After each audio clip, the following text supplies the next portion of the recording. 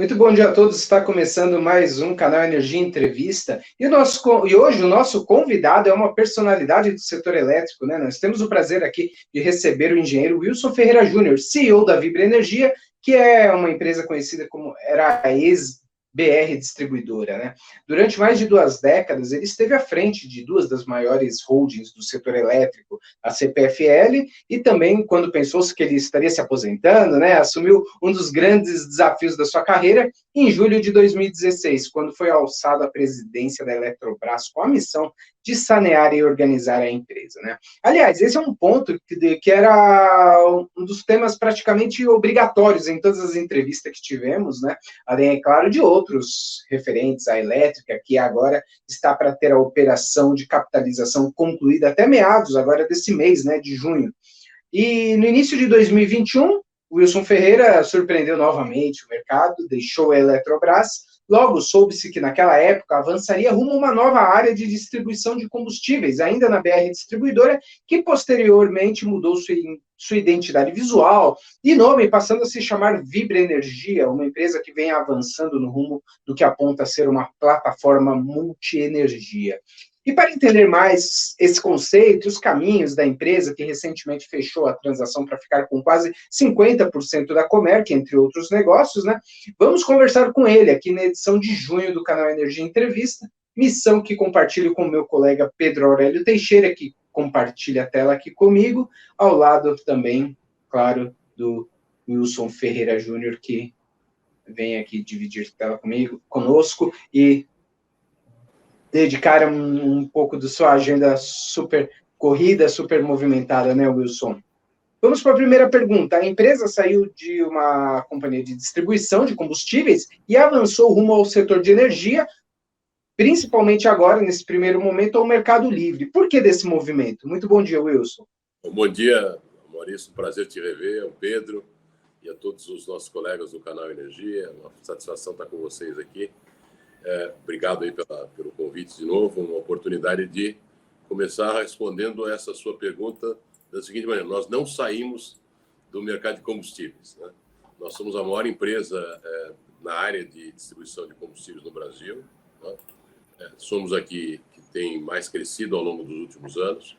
Eu vim para a companhia com uma missão de torná-la mais eficiente. Ela já vinha caminhando num processo de estruturação bastante consistente ao longo, desde a privatização, né, que foi feita via mercado de capitais, tal como a Eletrobras vai agora.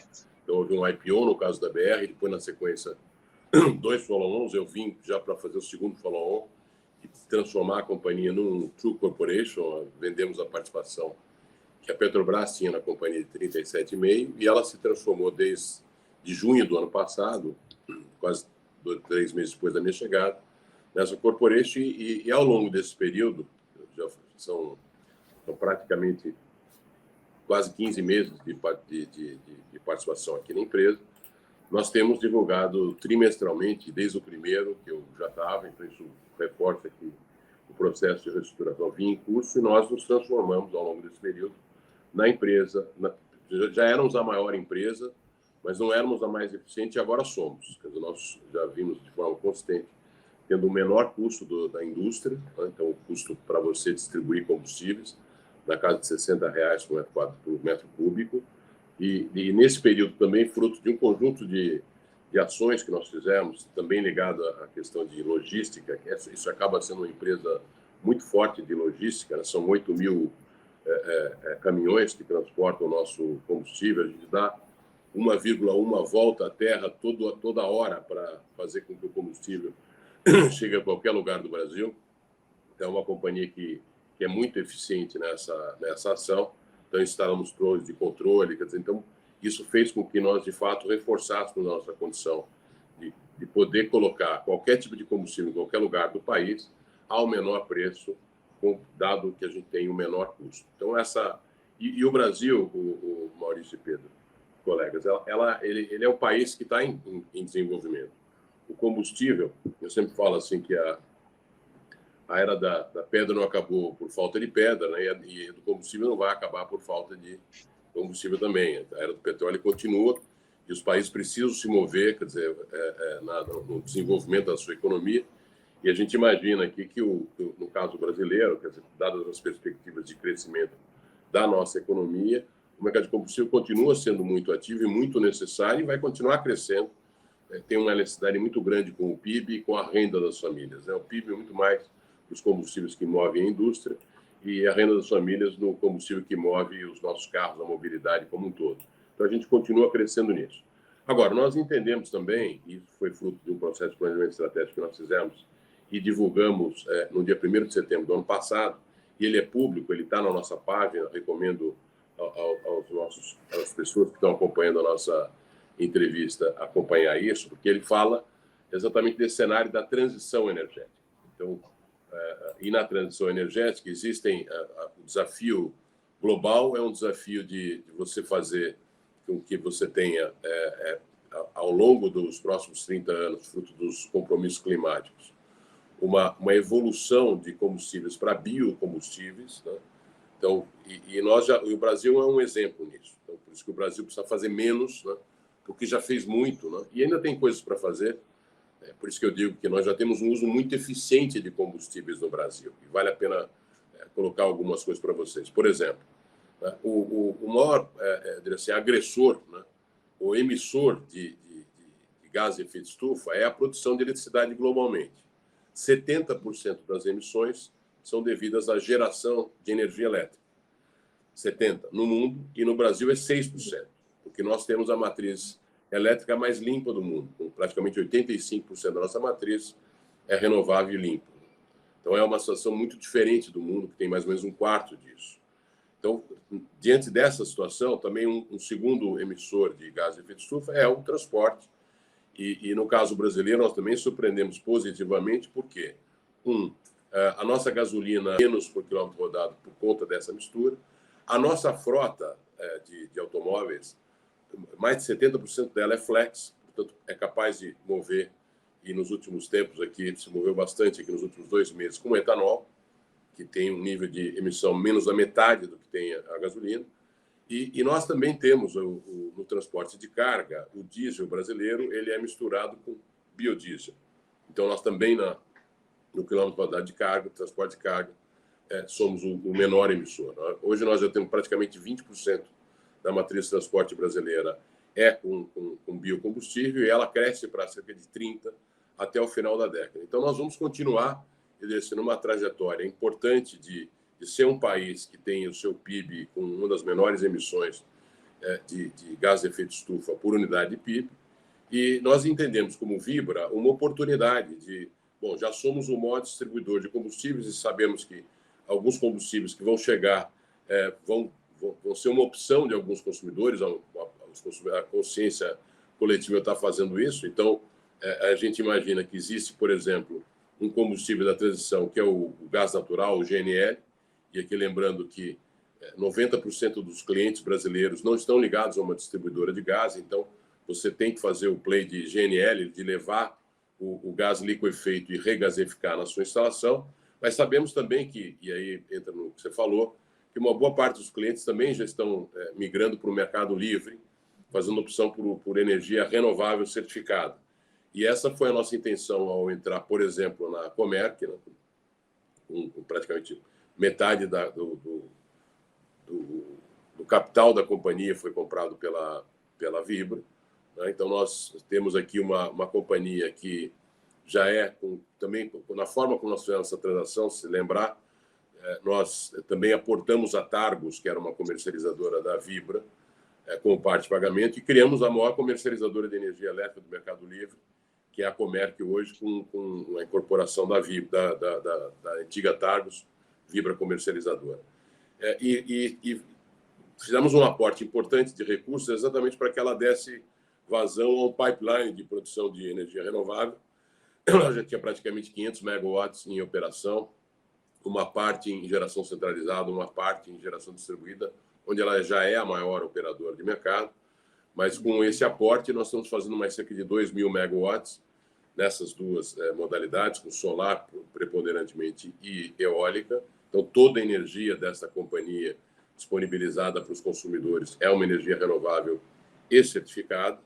ao longo dos próximos 3 anos, nós concluímos esse pipeline, e a empresa ainda tem um pipeline que estava considerado no IPO, mas não precificado, de mais cerca de 1.000 megawatts. Então, ela tem um espaço muito grande para crescer nesse momento que você vê de liberação do Mercado Livre brasileiro. Hoje, praticamente 32% das vendas no mercado são no Mercado Livre, no mercado de energia elétrica, e elas devem caminhar para algo próximo a 50% até o ano de 2025. Então, nós vimos uma oportunidade de avançar nesse mercado, dado que 80% dos clientes corporativos da Vibra não estão no Mercado Livre. Então, aqui uma oportunidade muito grande de a gente ampliar o nosso processo de venda na própria Comerc, fruto dessa relação de praticamente 50 anos. A Vibra, antiga BR, é uma companhia que completou 50 anos em novembro do ano passado.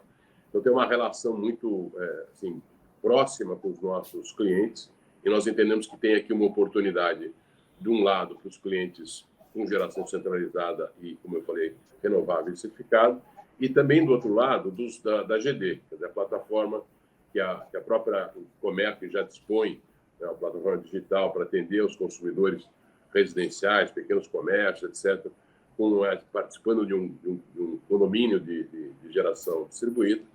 A gente pode ampliar fortemente aqui, seja com a expansão desses parques, né, no nosso portfólio, seja certamente pela possibilidade que esses consumidores têm de ter uma energia renovável, mais barata e sem nenhum risco disso. Então, um processo que a gente vai crescer também bastante. A Vibra, para além disso, só para fazer uma referência ainda a essas iniciativas que aconteceram muito rapidamente, nós fizemos uma joint venture com a Copersucar. A Copersucar é o maior produtor de etanol brasileiro e a Vibra é o maior comprador de etanol para revenda nos nossos postos de serviço, nossos postos antigos chamados de postos de gasolina. Nós temos 8.200 de serviço aqui, nos revendedores, como a gente chama, espalhados no Brasil inteiro, é a maior rede constituída. E a gente entende que o etanol, o Brasil é o segundo maior produtor de etanol do mundo hoje, né, como a gente sabe, e tem uma possibilidade muito grande de avançar nessa condição. Já existem países no mundo que, tal como o Brasil, começaram a misturar a sua gasolina com etanol, gerando um poder calorífico maior, gerando emissões menores. É uma forma de você atender também aos compromissos de descarbonização, você fazer essa mistura. O Brasil foi pioneiro nisso e tem uma das melhores gasolinas do mundo. Então, diante disso, nós fizemos então essa joint venture para aumentar a competitividade do etanol, com isso poder ter um etanol de menor preço, né, para a gente poder atender a nossa rede. E, como eu falei, esse é o combustível que vai mover os nossos carros. Quando a gente olha, para poder falar um pouco mais de mobilidade à frente, eu não tenho dúvida aqui que o etanol vai mover os nossos carros mais até o veículo elétrico. Não paramos aí, Maurício e Pedro. Nós, dentro dessa perspectiva de criar uma plataforma multi-energia, nós fomos atrás de outros combustíveis também. Então, por exemplo, a nossa indústria, uma das formas de aumentar a competitividade do nosso etanol é tentando utilizar uma parte do seu resíduo, que hoje tem uma utilização não positiva, que é a vinhaça. A vinhaça pode ser a matéria orgânica que... Pode ser não, já está sendo a matéria orgânica que pode produzir biometano. Então, nós nos associamos à ZEG, né, para produzir biometano a partir de vinhaça. E aqui você imagina que o potencial nosso é enorme fazer isso. A nossa avaliação é de que, no prazo de até 5 anos, nós conseguimos trazer 3 milhões de metros cúbicos de biometano. Só para dar uma ideia a você, por exemplo, hoje a Scania já fabrica caminhões a biometano. Isso gera, você praticamente mitiga 90% das emissões de carbono a partir desse tipo de combustão. Fomos além um pouco disso também, e só fechando aqui, fomos atrás do chamado diesel verde, né, e do combustível sustentável da aviação. Esses são combustíveis que a gente chama de drop-in, que não exigem, né, são combustíveis preparados para que você não tenha que ter uma mudança no seu veículo, no motor do seu veículo para utilizar. E o diesel verde também move caldeiras em indústrias, coisas desse tipo. Então, nós nos associamos aqui com a BBF, que é a Brasil Biofuels, e a Brasil Biofuels está construindo uma uma fábrica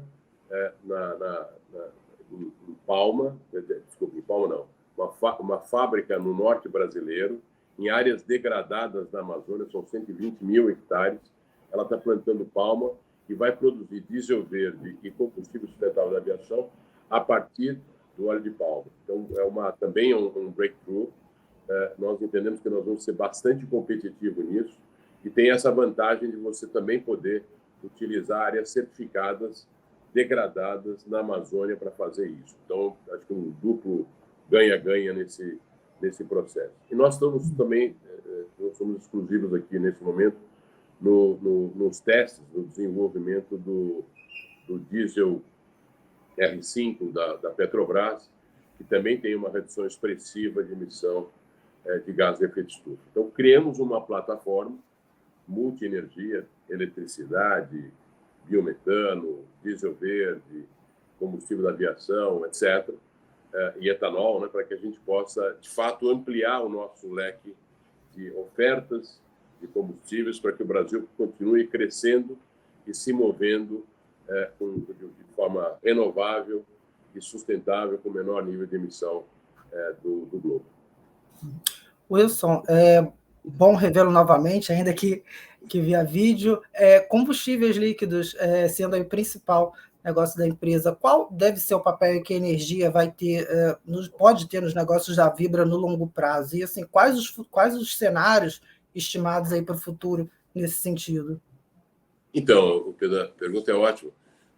Eu usando um pouco da referência de transição, né?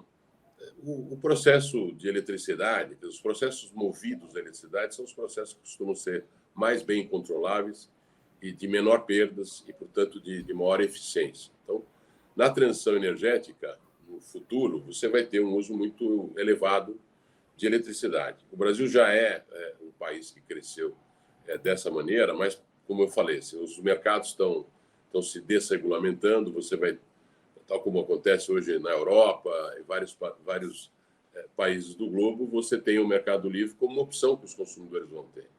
Então, o papel da eletricidade, a eletricidade é um combustível que vai ser cada vez mais importante no globo.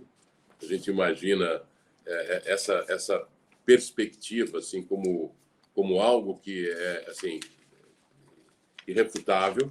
Então, eletricidade vai ser o combustível renovável do globo, que vai mover as indústrias, etc.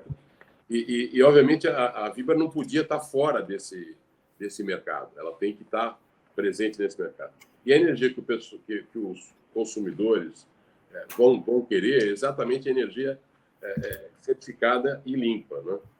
Que é exatamente o que a gente está fazendo na Comerc. Então, a Comerc, a gente entende que vai ser um agente que vai prover energia elétrica para indústrias que vão fazer, seja a sua migração para o Mercado Livre, seja a transformação das suas operações.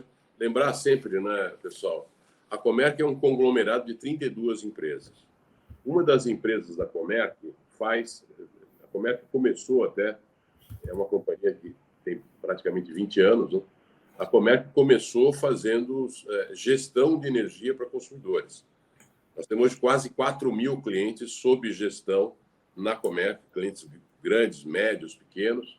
E para quê? Para que ela possa não só olhar as oportunidades do Mercado Livre, ela faz isso, né? Mas ela também olha, ela tem um braço da companhia que faz, para além do monitoramento do seu consumo, seja de energia elétrica, seja de gás, e ela é habilitada para comercialização de energia elétrica e também de gás no Mercado Livre, mas ela faz a recomendação para você de melhoria de processo.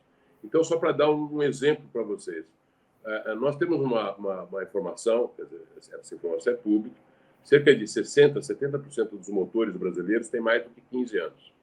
A tecnologia de motores, nós temos um fabricante extremamente importante, que é a WEG, no Brasil, um dos maiores do mundo, avançou bastante. O motor elétrico já é um motor mais eficiente que, por exemplo, o motor a combustão, porém, o novo motor elétrico é mais eficiente do que o motor elétrico de 15 anos atrás.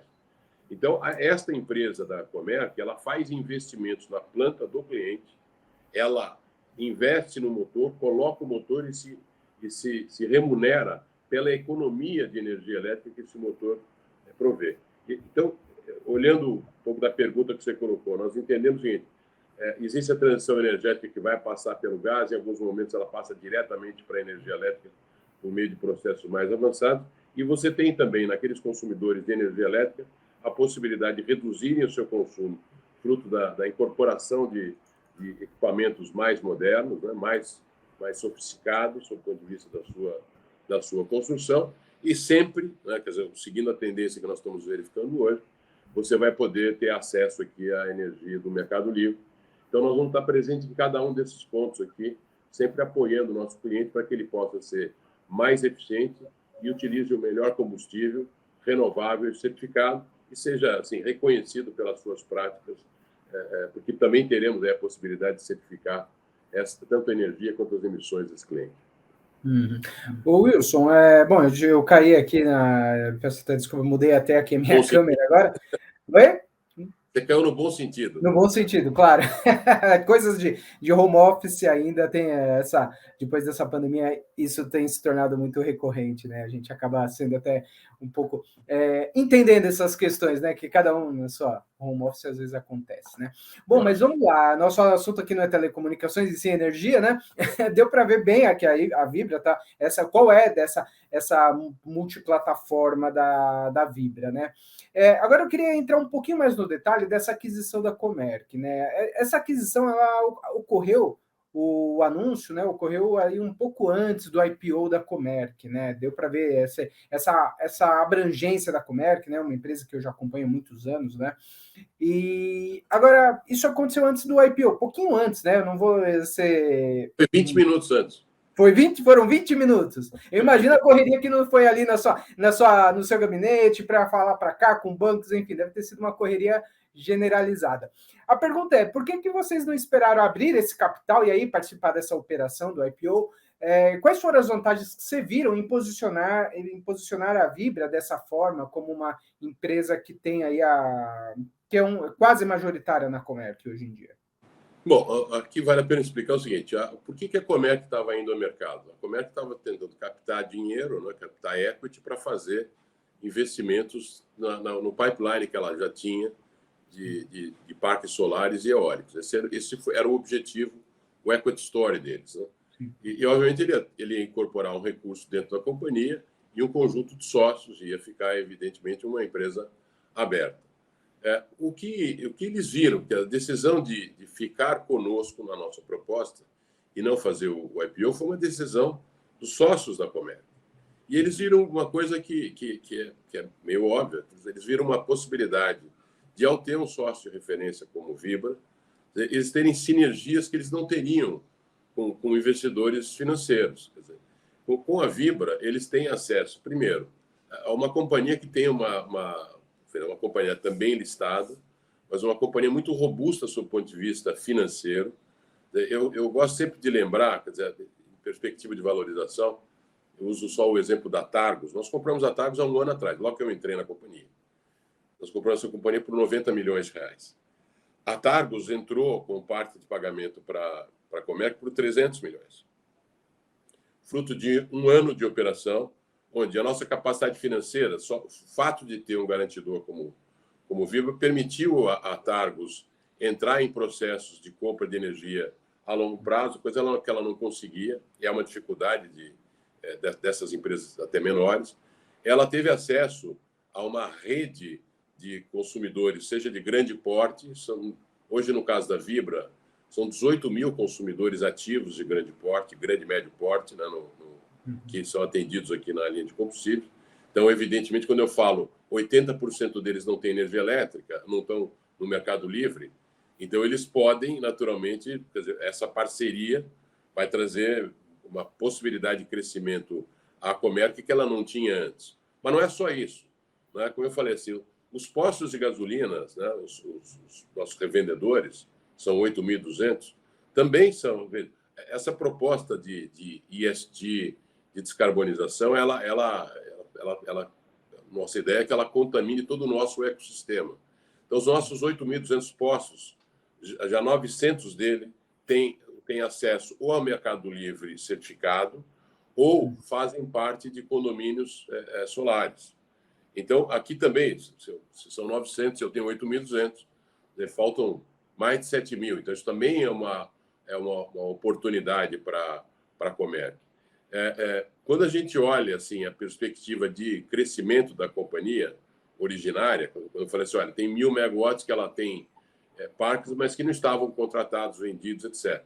Bom, com esse pipeline de consumidores, com essa capacidade financeira que a Vibra tem, a Vibra trouxe já a possibilidade, só por conta de ser um garantidor da Comerc, de redução dos custos financeiros de qualquer emissão que ela venha fazer.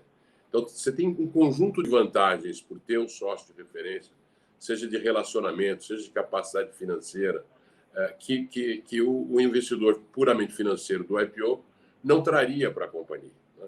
Então, de novo, é importante dizer que a decisão de fazer ou não fazer o IPO foi dos sócios da Comerc, em função deles terem uma oferta do IPO que estava praticamente fechada, eles tinham ancorado o deal, com mais de 85% do deal já tinha investidores nominados, né, financeiros, mas nós fizemos uma proposta ligeiramente maior do que a do IPO, mas trouxemos muito mais sinergia, que certamente eles não traziam. Então, e a gente vê, assim como eu havia falado para o Pedro, Marcelo, o mercado brasileiro de energia livre ele vai crescer muito fortemente, exemplo do que está acontecendo no mundo. Né?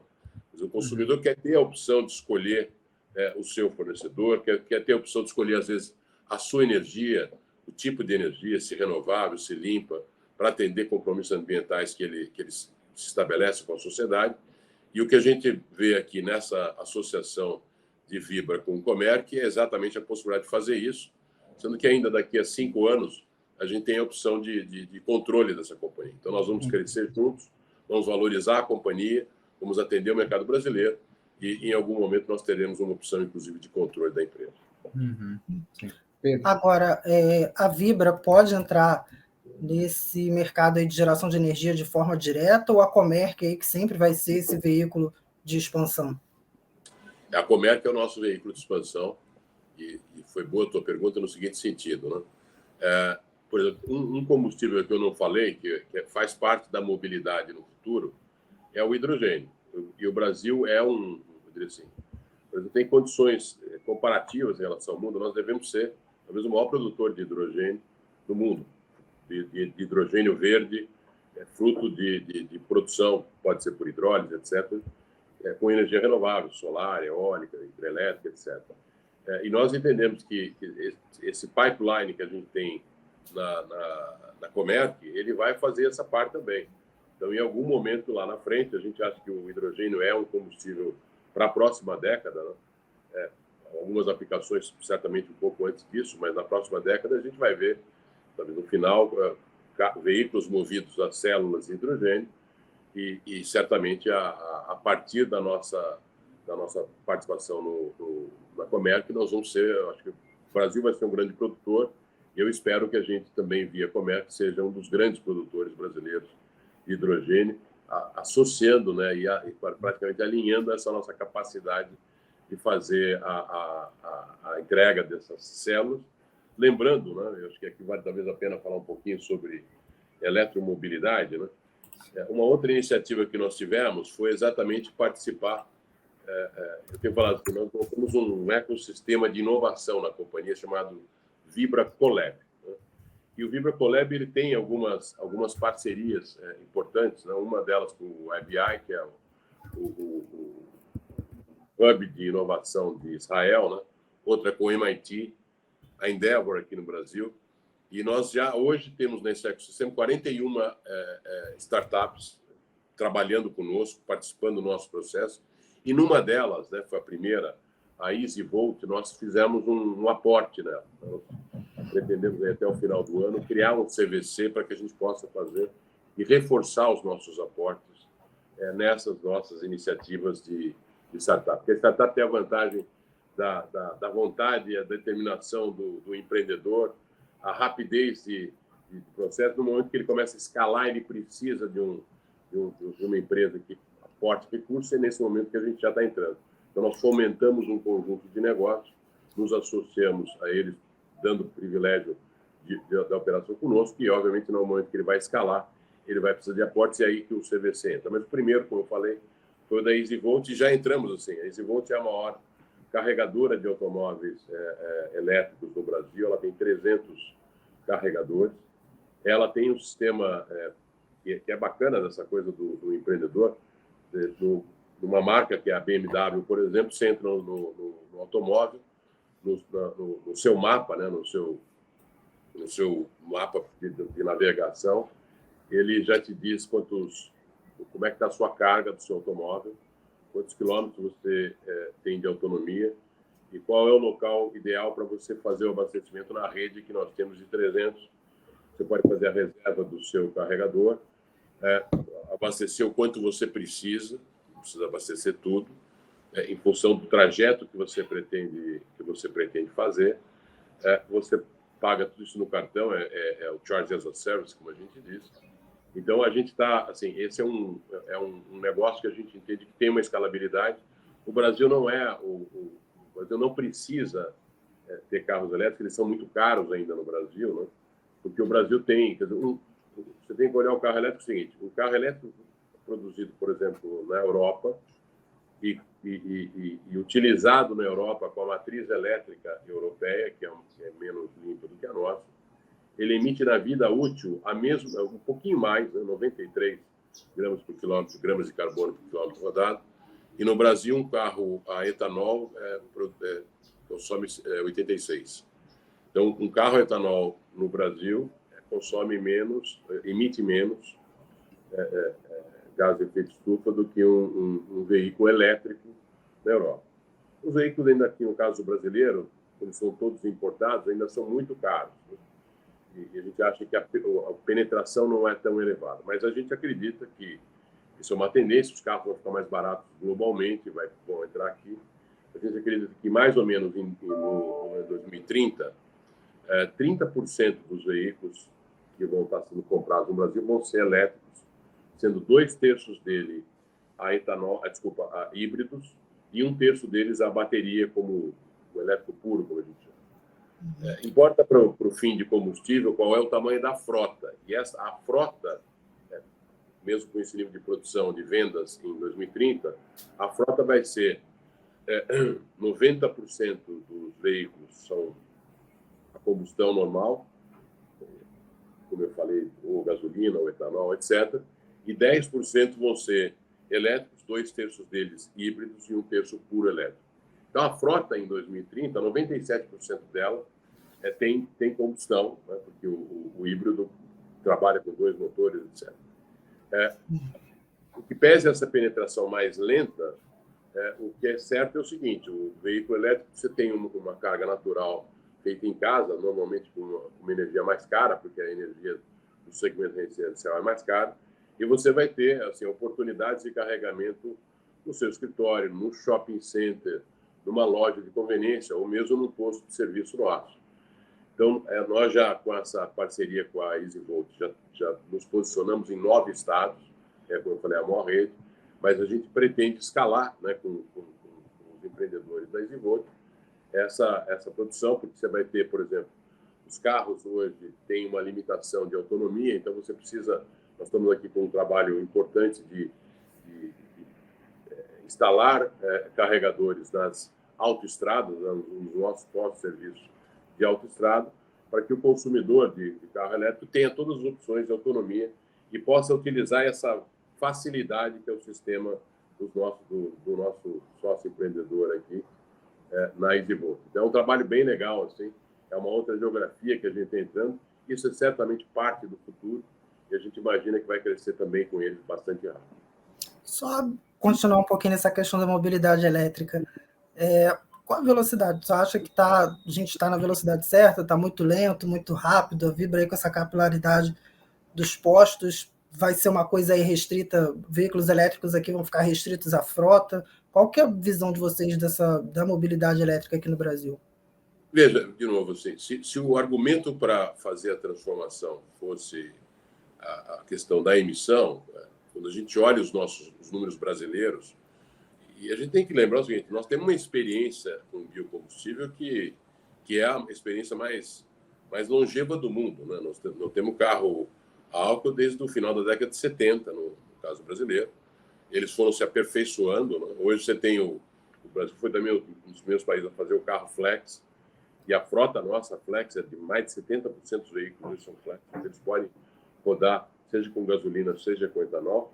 E com etanol nós temos, assim, se o argumento fosse emissão, nós já temos a solução e ela é melhor, inclusive, do que a gente emite menos, como eu falei, de gás de efeito de estufa num carro etanol brasileiro do que um carro elétrico produzido e consumido lá na Europa. Então, agora, nós temos uma questão também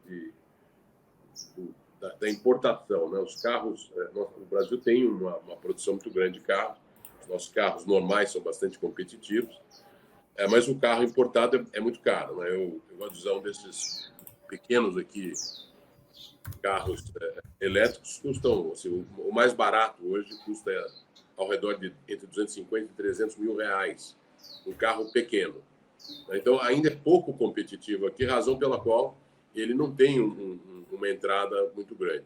Ao contrário, por exemplo, que já está acontecendo com os veículos híbridos, né?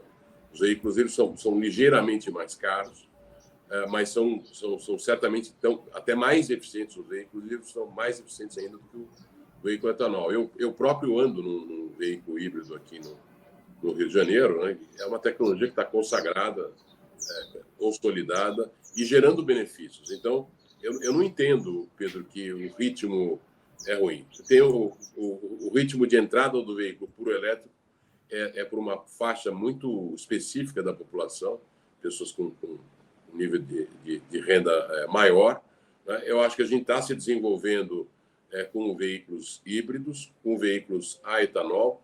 É um compromisso que a Vibra tem, né? Nós estabelecemos aqui estrategicamente um compromisso de net zero até 2025, o chamado escopo 1, que é o escopo direto das nossas emissões, e o escopo 2, que envolve os nossos fornecedores, e como parte da solução desse compromisso, os veículos que nós rodamos são todos movidos, são veículos flex movidos a etanol. Então, isso é parte, acho que, de uma jornada, né, que as empresas estão se comprometendo com a sociedade, claramente com a saúde ambiental do globo, e a gente tem feito isso de uma forma muito consciente aqui entre todos nós.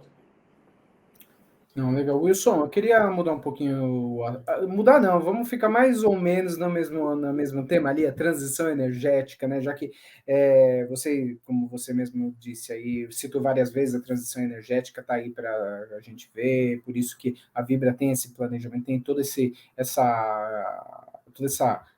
posicionamento, né, em diversas áreas do segmento energético, né?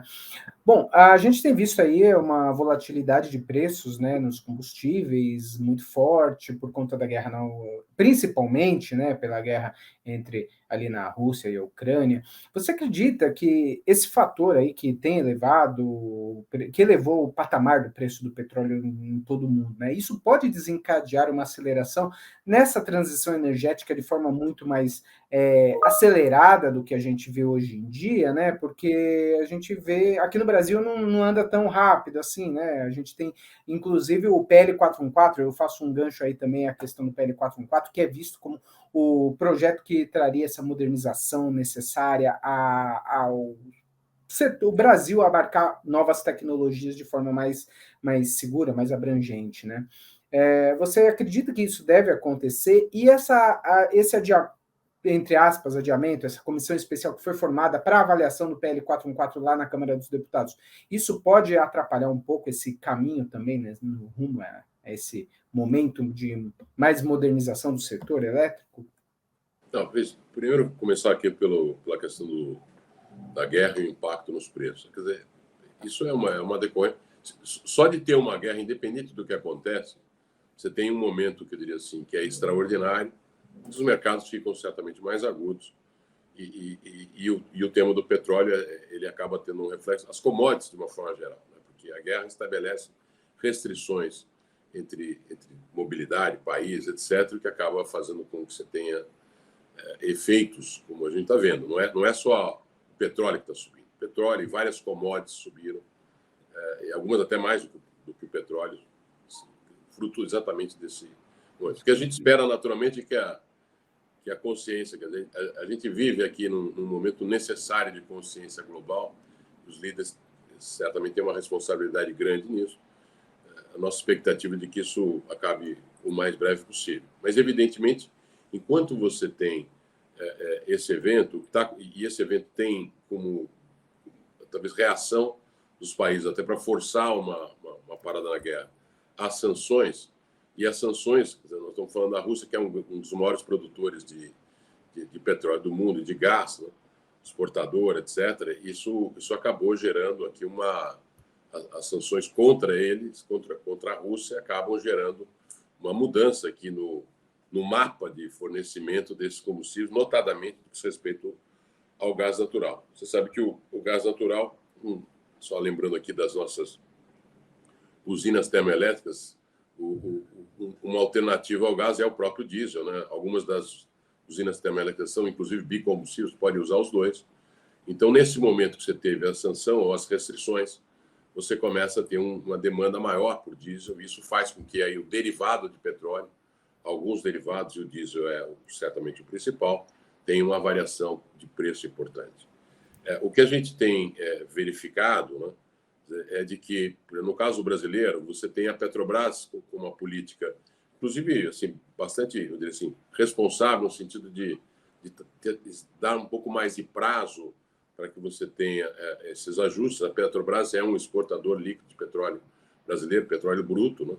Mas nós temos uma restrição, quer dizer, a Petrobras não avançou até com parte dos compromissos regulatórios na área de refino. 80% do que a gente tem de combustível no Brasil é refinado aqui no Brasil e 20% são importados. A Vibra é o maior importador de derivados brasileiro. E nós fazemos um mix, né? Fazemos um blend, como eu falo. 80% dos volumes a gente compra com Petrobras, de derivados em refinarias da Petrobras ou brasileiras, e 20% nós estamos importando, e já fazíamos isso ano passado. Esse ano aqui, fruto até do crescimento econômico, estamos importando mais, né? Porque até eu tive na minha conferência o pessoal perguntando, você aumentou muito a exportação, nós aumentamos praticamente 30% a importação de derivados, porque como você tem o refino parado em 80%, se o Brasil cresce 6%, esses 6% vão em cima dos 20%, né? Quer dizer, vai ser os 6% importados. Eu importava 20%, passo a importar 26%, que é 30% a mais. Então, o Brasil tem, tem grandes operadores como nós, como os meus concorrentes, né, que são grandes importadores também. Você viu que nós não tivemos aqui, houve uma especulação, etc., mas nós não tivemos até esse momento nenhum tipo de dificuldade maior, às vezes localizada regionalmente, mas o Brasil continua tendo o diesel e a gasolina que precisa para crescer. Evidentemente, aqui, acho que o governo, a agência, bastante preocupado e corretamente, porque o impacto da guerra, talvez a extensão das sanções, das restrições, pode trazer um problema maior. Há uma competição maior por esses derivados no mundo, mas acho que a gente tem procurado fazer o nosso papel e fazer direito, e temos, obviamente, trazido aqui o que o Brasil precisa para crescer. Bom, mas de novo aqui, eu acho que um instrumento importante para que a gente tenha estabilidade no processo de preço são duas coisas. A primeira é o fim da guerra e das sanções, das restrições. E a gente tem que também lembrar, né, Maurício, Pedro e colegas, que o Brasil escolheu lá atrás, né, tributar utilidades, né? Quer dizer, é uma forma que ele tem mais controle, etc. Então, não é à toa que energia elétrica, telecomunicações, combustível, água e saneamento tenham tributações elevadas, porque isso faz com que o processo seja mais eficiente sob o ponto de vista de arrecadação. Você tem regulação e fiscalização sobre esses entes concessionários, né, no caso de telecom, de energia, de saneamento, e mesmo do combustível. Falta no Congresso, né, Wilson? Então, mas é porque você tinha, veja, no caso específico, eu sempre falo isso, né? Você vai pegar energia elétrica, vai pegar saneamento, por exemplo, você tem contratos são concessionárias, contratos de concessão, reajustes anuais, na média, pela inflação, tá certo? Então, você tem uma Secretaria de Fazenda Estadual, ela tem uma previsibilidade em cima disso. O combustível, você tem uma prática de preços, né, como é uma commodity, que tem essa volatilidade. Isso acabou, quando você tem metade do combustível que você compra na bomba, metade dele é imposto, metade é o combustível, quando você sobe o combustível e sobe na proporção o imposto, o impacto para o consumidor é muito grande, porque o imposto está proporcional ao preço do combustível e não mais proporcional a um valor de referência na base anual. Isso foi feito, né? Essa legislação foi recentemente revista, de tal maneira a colocar o combustível com uma prática de alíquota, que a gente chama de não mais ad valorem, que é essa em cima do preço do combustível, qualquer que seja o preço dele, e sim ad rem, que é um valor fixo estabelecido no começo do ano para ser praticado em reais por litro de cada combustível que você vier a comprar. Então, isso também é uma forma importante, que eu acho que o Congresso, o Poder Executivo, já reconhece, e agora tem aqui essa discussão que está acontecendo com o secretário de Fazenda, no sentido de fazer, de se utilizar uma alíquota que seja mais compatível aqui. Então, esse debate está ocorrendo nesse momento, e a gente entende que ele vai produzir efeito. O que é importante é você não ter uma volatilidade maior por conta de quase que um turbinamento do preço do combustível na bomba, por conta da entrada do aumento de percentual de alíquota que o imposto possa trazer. Ainda para a modernização do setor que você fez referência, o PL 44, que o nosso amigo, o deputado Fernando Coelho, estava liderando, eu acho que, assim, de novo, a gente sabe... ele ainda é o relator. Não, pois é, então, mas eu digo assim, já estava relatando, o que eu acho importante é o seguinte: primeiro, nós tivemos aqui, ao longo dos últimos anos, um processo importante de evolução dos marcos regulatórios, né? Da ferrovia, dos portos, do gás. O marco regulatório do setor elétrico é um marco que vem evoluindo ao longo do tempo, de forma positiva também, e eu não tenho dúvida que o PL 44, que começou lá atrás com aquela consulta, quando o próprio deputado Fernando foi ministro, né? Que deu aquela consulta 33 do Ministério de Minas e Energia. Então, eu acho que assim, é um processo que é necessário, Então, óbvio que a gente imaginava que ele fosse ser aprovado muito rapidamente, houve essa mudança talvez no modus operandi, mas que é uma coisa que vai sair, acho que, assim, que pode ser amadurecida agora, porque tem as questões, por exemplo, do negócio dos gasodutos, etc. Acho que é um debate que está se estabelecendo lá. Eu não acredito que isso vá demorar, eu acredito que isso vai muito, muito brevemente ser colocado em votação e ser aprovado. Acho que o setor precisa disso, né? Todo o conteúdo de modernização que está lá é algo que foi objeto de um debate muito grande com os agentes do setor, com a sociedade. Eu acho que ele está praticamente pronto aqui para ser votado. Eu acredito que, na sensibilidade que os deputados vão ter, de incorporar mais essa evolução em marcos regulatórios, isso é muito importante para o país, né? Eu falo, quando você está colocando marcos legais no estado da arte, a gente tem que sempre pensar o seguinte: os países competem no globo por recursos privados, por recursos para investimento. O Brasil tem um conjunto muito grande de oportunidades na área de infraestrutura e é um dos países que tem, assim, é o único talvez capaz de oferecer projetos de infraestrutura de tamanho que sensibilize o investimento de grandes fundos de infraestrutura, de países emergentes. Não tem ninguém que consiga atrair esse capital tanto quanto a gente. Uma prova importante foi o que aconteceu conosco aqui, com a Vibra, quando nós fizemos um follow-on. Hoje, 46% do capital da Vibra é de investidor estrangeiro. Quer dizer, eles acreditam no Brasil, eles acreditam no nosso setor, eles acreditam na nossa regulação. Então, eu acho assim, nós temos vai acontecer a mesma coisa, eu não tenho dúvida, com a capitalização da Eletrobras. O mercado de capitais brasileiro é um mercado extremamente sadio, um dos mais líquidos do mundo.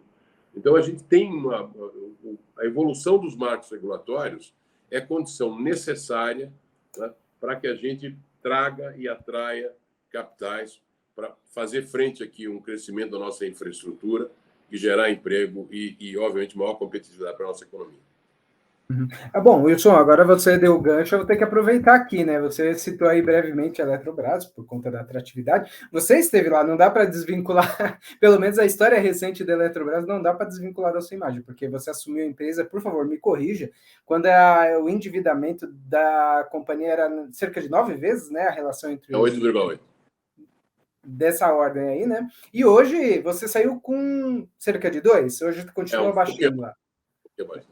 Exatamente. Aí a gente está prestes a ter a capitalização, provavelmente dia 14, se já tenhamos essa Eletrobras Corporation, a empresa que, obviamente, como eu até citei no início, você preparou todo esse terreno daí para que pudesse ser feita essa operação. Obviamente, você não está mais lá, já tem mais de um ano que você deixou a empresa, mas qual a sua impressão hoje da Eletrobras? O endividamento está na casa de uma vez, assim, até um pouquinho menos. A empresa, ela ela é atrativa, vai atrair investidores. Qual a sua percepção sobre esse momento que a gente está aí bem próximo a esse fechamento da operação que foi prevista lá em 2016, 2015, alguma coisa assim, né? Não, eu não tenho dúvida que a companhia vai atrair, sim. Eu acredito que o follow-on vai ser um sucesso. Eu acho que você tem que olhar a Eletrobras sob a perspectiva. Uma companhia que está agora com uma vez o EBITDA, quer dizer, uma companhia de setor elétrico, ela pode ir, ela deve rodar assim 2,5, assim, é uma condição saudável que o próprio BNDES, que era quem mais financiava a infraestrutura brasileira, utilizava como referência. Ela tem espaço. Eu lembro que você citava esse número quando você era presidente da Eletrobras, né? Não, pois é, nós tínhamos um problema ao contrário, nós não éramos financiados, que estávamos lá próximo de 9 vezes, como você falou, era 8,8 vezes. Mas então, você ter, às vezes, a companhia desalavancada também não é uma boa prática, você acaba desotimizando a estrutura de capital, tendo mais capital próprio do que capital terceiro. Lembra que o capital terceiro tem o benefício do tax shield, etc. Então, as estruturas ótimas devem ser perseguidas pela empresa. Isso mostra que a Eletrobras tem uma capacidade importante de voltar a crescer, investir, etc. Essa é a primeira coisa. Segunda coisa, talvez seja a mais importante, quer dizer, nós vivemos num mundo que vai prestigiar, e já está prestigiando, muito o que eu digo assim, a energia renovável e os biocombustíveis, os combustíveis que vão fazer essa transição energética. A Eletrobras, eu acredito que hoje deve ser uma das 5 maiores empresas de energia renovável do mundo, né? Com uma possibilidade de crescer enorme. Você lembrar que talvez a minha missão na companhia foi de saneamento, então nós não começamos nada novo, nós fizemos uma opção de terminar tudo o que tinha que ser terminado, e acho que fomos bem sucedidos nisso. Só sobrou 2 projetos para serem concluídos. Um é Angra, que está em curso, Angra 3, que tinha também interrompido e foi retomado, e a linha de transmissão Manaus-Boa Vista, que é a linha fundamental para que a gente interligue a última capital brasileira, que é Boa Vista. Então, ela tem tendo capacidade de investimento, tendo o porte dela, ela vai resolver com a capitalização, as pessoas às vezes não têm clareza disso, a capitalização vai ser para a aquisição de um novo contrato de concessão para todas aquelas concessões que foram renovadas em 2012 na forma de cotas, que eram uma prestação de serviços a custo, né? E no caso, quando foi estabelecido, era um custo competitivo, que era menos da metade do custo que a Eletrobras tinha na época. Então, a Eletrobras operou por quase 5 anos com prejuízo naquelas operações e gerou um problema para o consumidor, que é a chamada bandeira tarifária, que todo o risco hidrológico era repassado ao consumidor. Então, o que a Eletrobras está comprando por 25 bilhões? Está comprando o direito de poder vender energia no mercado livre, ou leilões, enfim, diretamente a consumidores. E por isso a importância do marco regulatório avançar, né? Ao preço bilateral, preço negociado. Não vai ser mais aquele. E a contrapartida positiva para o consumidor é que ele não tem mais a bandeira tarifária e ele ainda tem, fruto dessa operação, uma contribuição mensal que a Eletrobras vai fazer de mais de 30 bilhões de reais ao longo dos 30 anos do contrato de concessão para aquela conta CDE, gerando, então, também uma modicidade tarifária. Então, é uma empresa, de novo, que vai ter uma possibilidade de ter um resultado melhor, porque essas concessões eram o que atrapalhava ela, de alguma maneira, quase uma âncora que ela tinha que vender num preço muito baixo, né? Gerando um prejuízo para o consumidor, o prejuízo não ficava com ela, só perdia o dinheiro, só perdia recursos porque ela tinha custos operacionais maiores que os custos que eram previstos na tarifa. Então vai ser positivo, ela vai crescer o seu resultado operacional a partir disso, vai se gerar um benefício assim, para o Brasil, porque você vai ter um processo de revitalização no Rio São Francisco, você vai ter um processo de descarbonização na Amazônia, com parques solares, em sistemas isolados, etc. Você vai ter uma melhora das fontes aqui relacionadas, especialmente os reservatórios aqui do Sudeste, notadamente na cabeceira de Furnas, etc. Então, tem um benefício setorial importante, que é quando você otimiza essas bacias, você acaba gerando um benefício na produção de energia elétrica, uma maior produção, e você terá também, como eu falei assim, um resultado econômico melhor da própria companhia. Então, assim, para além de o Brasil precisar crescer numa área de geração e transmissão, que era um líder que não participava de leilão desde 2015, né? Então, tem um outro benefício indireto, que é quando você tem um agente desse tamanho que não participa do leilão, teoricamente você não teve a maior eficiência do leilão, que é de preço do teto, você gera uma competição, você vai ter um competidor agora de força, então isso tende também a gerar preços mais baixos nos próximos leilões, pela maior agressividade com que a Eletrobras vai perseguir isso. Além de ser uma empresa já de porte que pode se expandir também, né? Pode se expandir, eu diria assim, para além da fronteira brasileira. Óbvio que isso depende da estratégia que os controladores vierem a ter aqui, mas é uma empresa que tem, por ter essa capacidade financeira, por ter esse porte, ela tem um reconhecimento internacional importante, né? É uma empresa estado da arte na produção de energia hidrelétrica, qualquer tipo de usina, de reservatório, de fio d'água, tem eólica, tem solar, tem termonuclear, as grandes linhas de transmissão, qualquer nível de tensão você tem essa companhia. Então, você tem um quadro de colaboradores bastante qualificado, né? Essa é sempre a vantagem da empresa estatal, que você traz gente muito, muito competente, e ela já foi, de alguma maneira, saneada. Quer dizer, lembrar que eu peguei ela com 26 mil empregados, hoje ela tem em torno de 12. Então, ela já é uma companhia que tem um nível bastante grande de eficiência. Mas pode sonhar mais alto agora. Exato. Aliás, que era esse o objetivo, né, Wilson? Poder dar essa possibilidade da empresa. E, logicamente, valorizando a empresa, o governo continua com uma parcela importante, ele também obtém esse benefício também de uma empresa mais eficiente, né? Wilson, estamos aí já com 58 minutos já de entrevista, praticamente. Chegamos aí, então, ao fim desse canal Energia Entrevista, agora da edição de junho. Eu te agradeço a gentileza, ficar aí, dedicar uma hora a conversar com a gente. Sempre bom revê-lo, né? Afinal de contas, a gente pode até sair um pouquinho, desviar um pouquinho do setor elétrico, mas ele volta, sempre acaba voltando, né? É muito importante. Parabéns pelo trabalho de vocês. De novo, muito obrigado pela oportunidade aqui de compartilhar o desenvolvimento aqui do setor de óleo e gás, aqui na área de downstream.